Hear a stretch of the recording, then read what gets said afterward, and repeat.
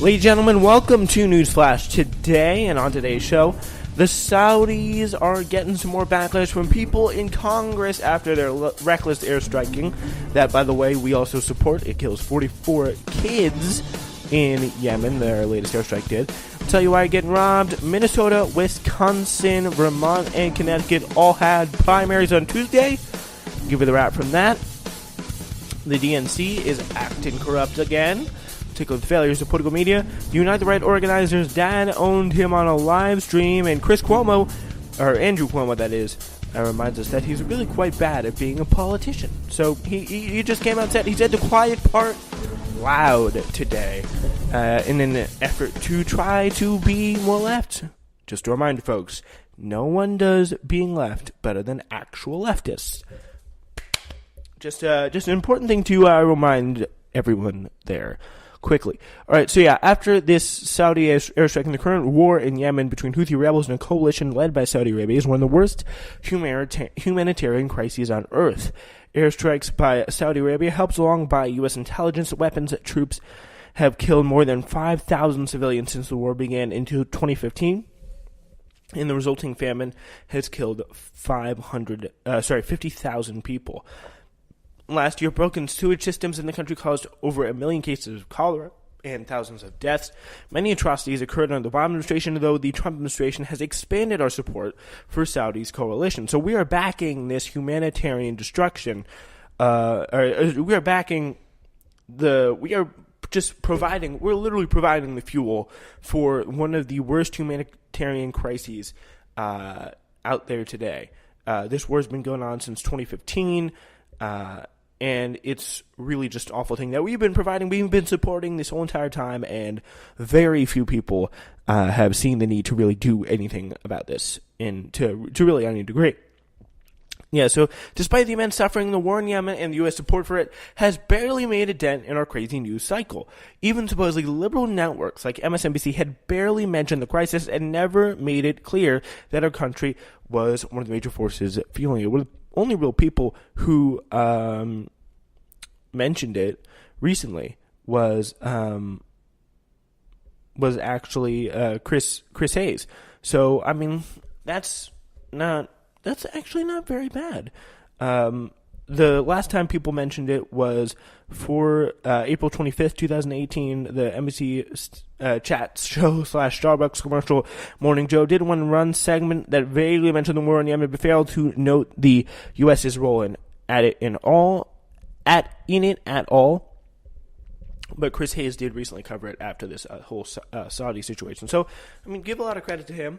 But now there's a Yemen-related news story, finally, that some in the West are motivated to follow. On August 9th, Saudi Arabia bombed a bus of children on a field trip, killing 54 people, 44 of them children. A fin from a 500-pound bomb made by the American defense company General Dynamics was found nearby. So that's very good. So it just proves that American bombs, American engineering, and American warfare technology killed these 44 kids in Yemen. And it may be really tough for some certain people, to emphasize with kids who are in Yemen. And if you're that way, then you're an awful person. So that's a you problem.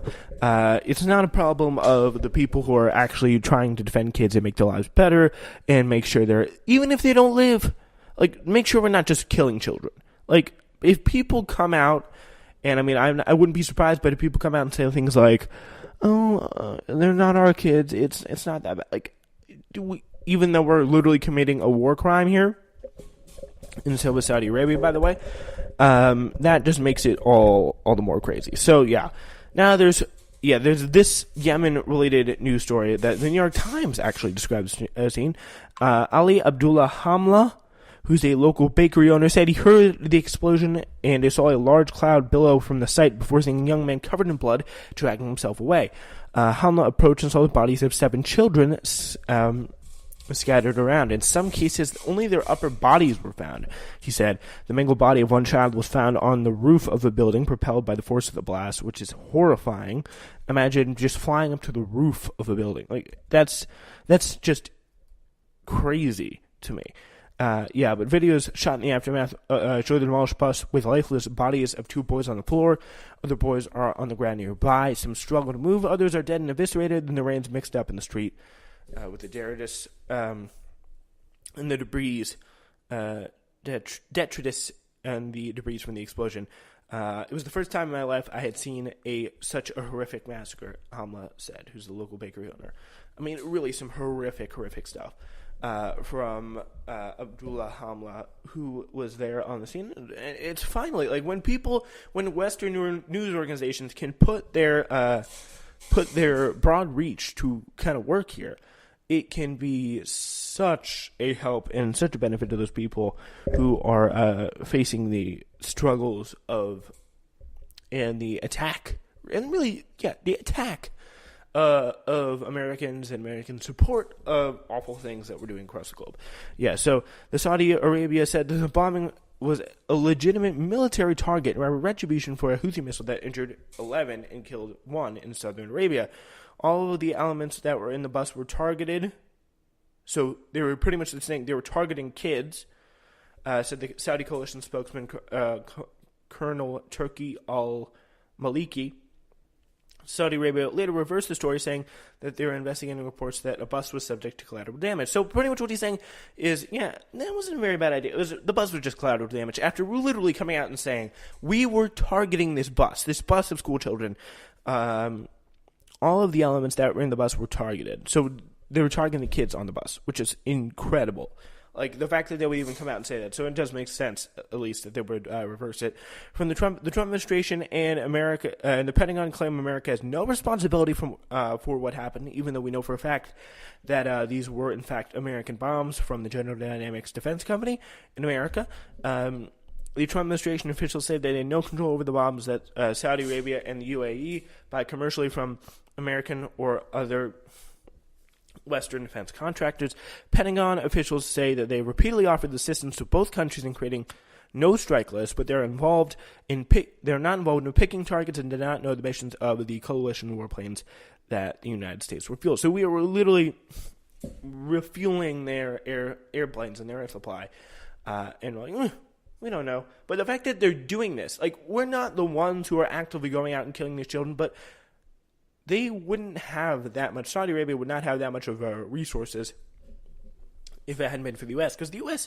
is getting their resources. Like, sure, I'm sure they still would be able to make bombs with the money in Saudi and the UAE have, but something tells me it would not last as long. It would put a huge strain on them. So pretty much the point I'm trying to make here is, if we were not selling to these people who are killing 44 kids on the school bus, and they apparently picked that target, according to the spokesperson, if we're not selling to kid bombers, then maybe that would be a good thing? So however, there are some signs that some in the American government are getting concerned about our involvement in the war, how our involvement in the war is perceived. The $717 billion defense bill that Trump signed this week included a bipartisan provision that requires Secretary of State Mike Pompeo to certify that Saudi Arabia and its close ally, the UAE, 2 countries leading the coalition, are taking steps to prevent civilian deaths. The Times writes, if Pompeo cannot provide the certification, the legislation prohibits American fueling of coalition deaths. So, Pompeo and Mad Dog Mattis have inquired about the bombing, according to the Times. Pompeo raised the attack by phone this week to MBS of Saudi Arabia. He's the crown prince there, and the kingdom's defense minister. And the defense secretary, Jim Mattis, dispatched a 3-star general to Riyadh, the Saudi Arabian capital, to press the Saudis to investigate the bus bombing. So Senator Elizabeth Warren also sent a letter to Joseph Votel, General Joseph Votel, yes sir, commander of CENTCOM, Central Command, asking for clarification on what level of control we have over targets in the Saudi attacks. When asked by Senator Warren whether CENTCOM has the ability to track the purpose, mission, and results of airstrikes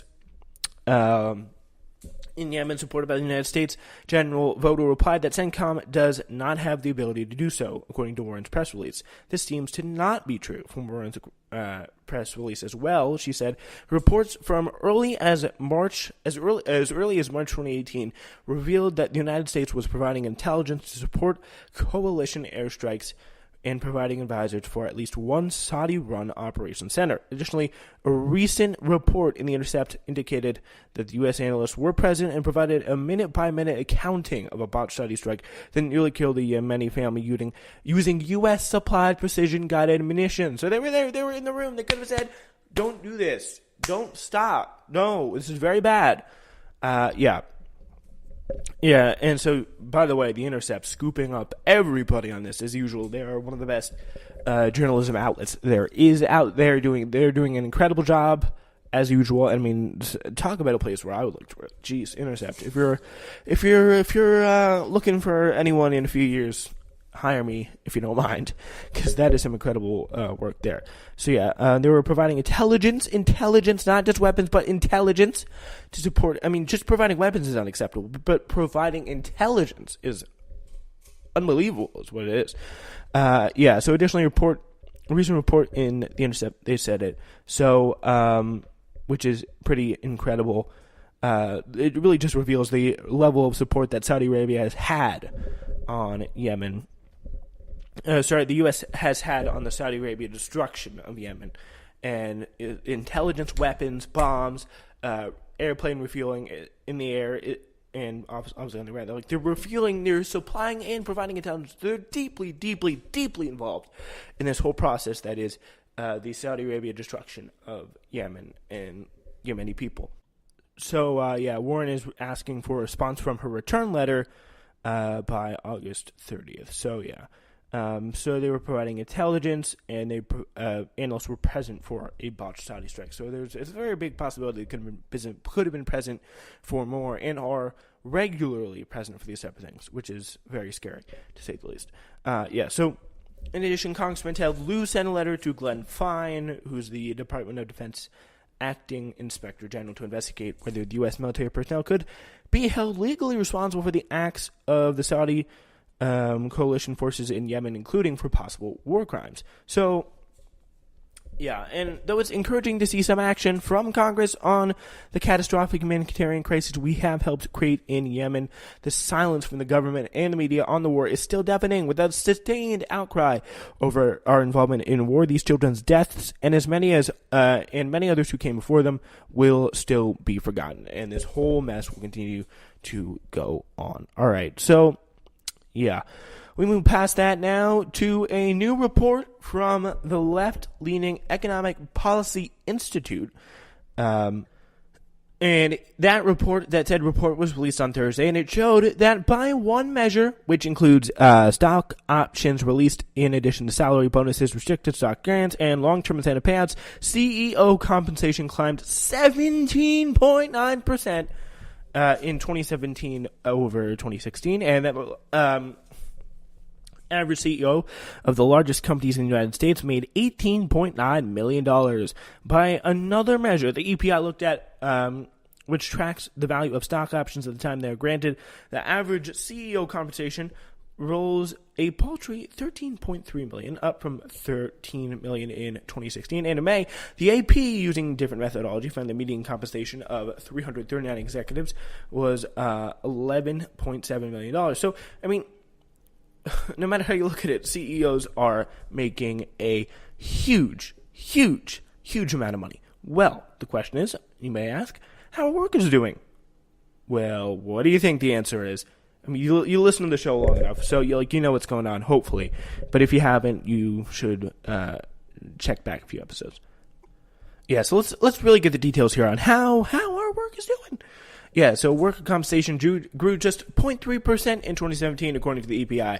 The Bureau of Labor Statistics said on Wednesday the real average hourly earnings for all employees actually decreased slightly from July 2017 to July 2018. So, which is pretty incredible. So the real average hourly earnings for all employees actually decreased slightly from. So the people's wages, the money people are making are going down a little bit, which is bad when it should be going up with the economy and the CEO compensation that we're still seeing. But the Bureau said that this is only because employees are worked 0.3% more hours a week. Putting 0.3% more hours in, but only getting 0.1% more money is a pretty good summation of the American economy right now. So, just putting more, putting more in, getting less back. That's pretty much how the American economy is right now for workers.